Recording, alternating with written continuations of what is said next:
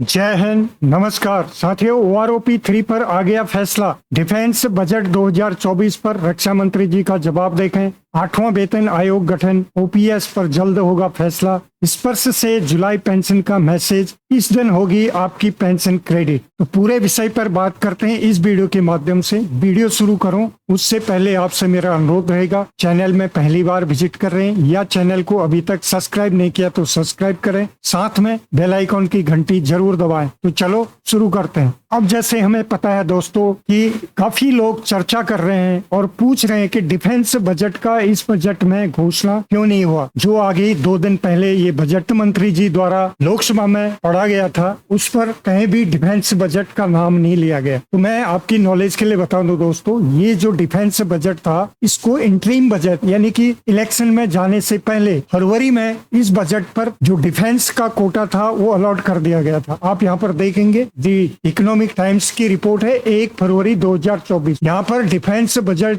2024, Sitharaman hikes defence expenditure by 4% as India seeks to 45 borders. यहाँ पर आप देखें, in her interim budget finance minister Nirmala Sitharaman has raised expenditure on defence to RS 6.25 lakh crore 5.94 lakh crore in her previous budget. यानी जो पिछला budget था 5.94 लाख करोड़ था और जो इस बार का 24-25 के लिए था वो था 6.2.5 लाख करोड़। तो दोस्तों ये कंसेप्ट क्लियर हो गया होगा कि इंटरिम बजट फरवरी में आपका आ गया था। अब इस पर जब सोशल मीडिया में यही चर्चाएं हो रही थी तो रक्षा मंत्री जी ने भी रक्षा बजट पर अपना ट्वीट किया। ट्वीट में क्या बताया उन्होंने, ये आप देखेंगे यहाँ पर रक्षा मंत्री जी का ट्वीट, और यहाँ पर डिफेंस सिक्योरिटी अलर्ट मैगजीन के द्वारा भी बजट का पूरा विवरण यहाँ पर दिया गया है। आप यहाँ पर देखें अलग अलग कैसे ये दिया जाता है। ये पूरा आप इस पर जो एमओडी बजट अलॉट हुआ है उस पर इसका ग्राफ के माध्यम से आपको बताया गया है। और यहाँ पर इन्होंने पूरा ट्वीट किया जिसमें उन्होंने संक्षेप में बताया कि कहाँ कहाँ ये खर्च होना है। दोस्तों रक्षा मंत्रालय को 6,21,940.85 करोड़ की उच्चतम आवंटन किया गया, ये यहाँ पर इन्होंने बताया, जो कि 12.9% टोटल बजट का हिस्सा था जो फाइनेंशियल ईयर 2024-25 में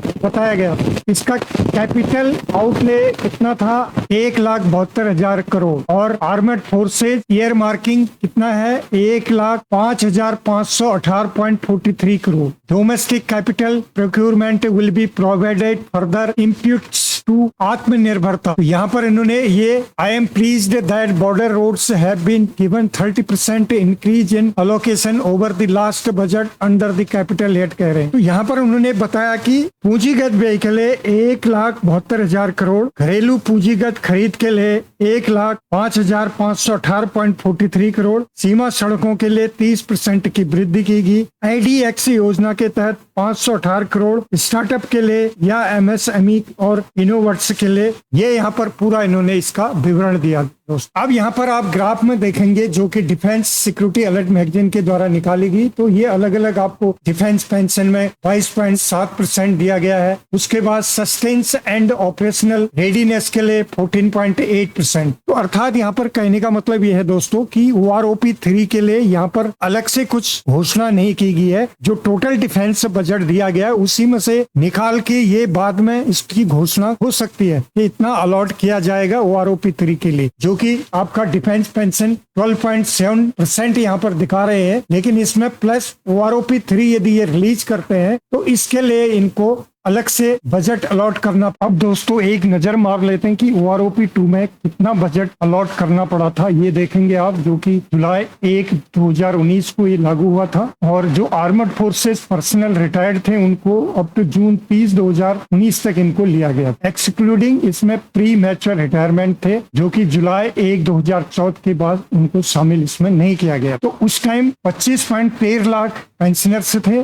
और उसमें इंक्लूड किया गया था 4.52 लाख न्यू बेनिफिशियरी। यानी आप समझ सकते हैं कि 5 लाख पेंशनर्स हर रिवीजन में बढ़ते हैं। तो और बजट इसमें जो अलॉट था 8,450 करोड़ आपको OROP 3 के लिए दिया गया था, और 23,638 करोड़ आपका एरियर के लिए ये दिया गया था दोस्तों। और उस टाइम आप देखेंगे 31% डियरनेस रिलीफ था और आज 50% DR है। तो उस हिसाब से ये 8 450 भी बढ़ के ही आपको OROP 3 में लागू करना पड़ेगा दोस्तों। तो ये एक मोटा मोटा विश्लेषण था कि कितना खर्च OROP 3 के अंदर आएगा और कहां से गवर्नमेंट उसको देगी, डिफेंस बजट जो अलॉट है उसी में से निकालेगी या इसको एक्स्ट्रा अलॉट करेगी, ये गवर्नमेंट पर निर्भर करेगा दोस्तों। यहीं पर लेफ्टिनेंट कर्नल RK भारद्वाज जो रिटायर्ड है, इन्होंने राजनाथ सिंह जी को इस ट्वीट का जवाब में उन्होंने दिया कि OROP 3 का संदर्भ देते हुए निवेदन किया है कि पूर्व सैनिकों को भी इस बजट का लाभ मिलना चाहिए। 5 वर्षीय पुनर्निर्धारण यानी कि 5 ईयर रिफिक्सेशन के तहत 1 जुलाई 2024 से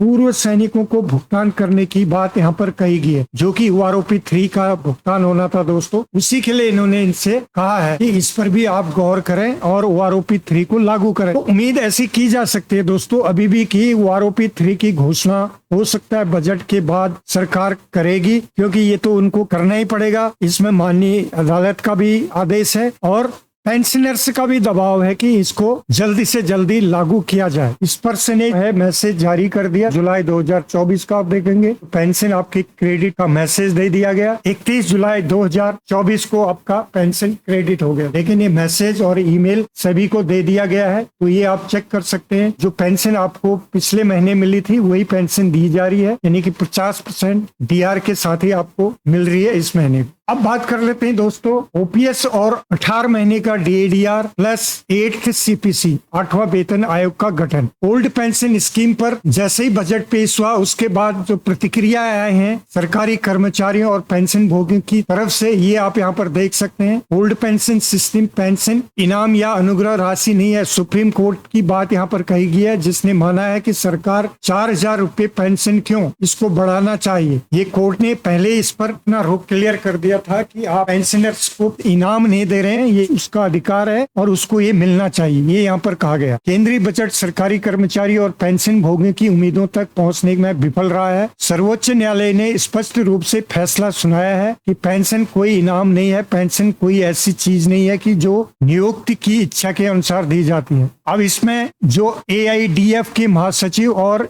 AITUC के राष्ट्रीय सचिव श्री कुमार का कहना है कि केंद्रीय बजट सरकारी कर्मचारियों और पेंशन भोगियों की उम्मीदों तक पहुंचने में विफल रहा है। सर्वोच्च न्यायालय ने स्पष्ट रूप से फैसला सुनाया है कि पेंशन कोई इनाम नहीं है, पेंशन कोई अनुग्रह राशि नहीं है, पेंशन कोई ऐसी चीज नहीं है कि जो नियोग की इच्छा के अनुसार दी जाती है। यह प्रत्येक सरकारी कर्मचारी का मौलिक अधिकार है। सरकार जिससे आदर्श नियोक्ता बनाने की उम्मीद की जाती है, अब सुप्रीम कोर्ट के फैसले का भी सम्मान नहीं किया जा रहा है, ये क्लियर कहना इनका यहाँ पर दोस्तों। यहाँ पर NPS में संशोधन पर विचार कर रही है सरकार, लेकिन सरकारी कर्मचारियों का कहना है कि NPS में कोई भी सुधार हमें नहीं चाहिए, हमें ओल्ड पेंशन स्कीम ही हमें चाहिए। आगे उन्होंने फिर 18 महीने DA के बकाये के बारे में भी कहा कि इस पर भी सरकार ने कोई भी बजट में कुछ घोषणा इस पर नहीं की है और 8वें वेतन आयोग की नियुक्ति का यह सही समय है, क्योंकि आज के जीवन की आवश्यकता के अनुसार न्यूनतम वेतन प्रवेश स्तर 40,000 किए जाने की आवश्यकता है। वित्त मंत्री के 8वें केंद्रीय वेतन आयोग के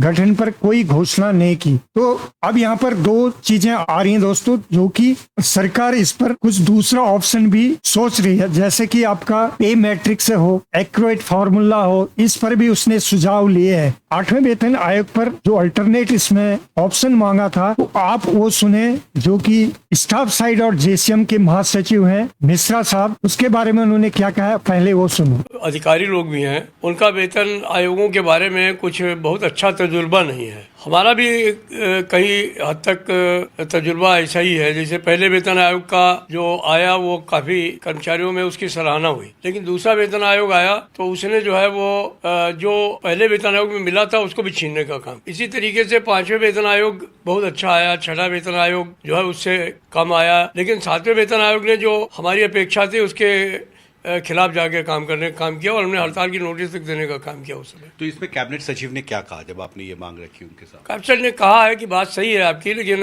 हम समय आने पर निश्चित तौर पर इस पर विचार करेंगे। लेकिन ये भी सोचना चाहिए कि हम इसके अलावा भी कोई तरीका हो सकता है। हमने कहा बहुत अच्छा तरीका हो सकता है, क्योंकि 7वें वेतन आयोग ने कहा था कि जब 50% DA बढ़ जाए तो मैट्रिक्स को बदल दो, मल्टीप्लाइंग फैक्टर चेंज कर दो। तो ये जो तमाम चीज़ें हैं उनको अगर आप उसी के आधार पर आगे ले जाना चाहते हैं तो आप कोई कमेटी बनाइए और उस पर मैं अपने साथियों से बातचीत करूंगा जो JCM में हमारे साथी हैं, दूसरे रेलवे के साथी हैं या डिफेंस के साथी हैं, कन्फेडरेशन के साथी हैं, तो उन सबसे बात करके और हम उस मशीनरी से बात कर सकते हैं। हमने एक बार ये बात भी की थी कि वेज रिव्यू कमेटी बनाइए आप, ताकि 6 महीने में रिपोर्ट आए और लागू हो जाए। तो ये सुना दोस्तों आपने 8वें वेतन आयोग के बारे में कुछ अल्टरनेट भी सरकार सोच सकती है, क्योंकि इसमें जो 7th पे कमीशन का रिकमेंडेशन भी है कि यदि आप वेतन आयोग नहीं भी ला रहे हैं, जब आपका DADR 50% हो जाता है तो उसको आप पे मैट्रिक्स में बदल सकते हैं। तो उम्मीद नहीं छोड़ना चाहिए, चाहे वो OROP 3 का हो, चाहे 8वां वेतन आयोग है, इन दोनों में तो उम्मीद बनी हुई है। लेकिन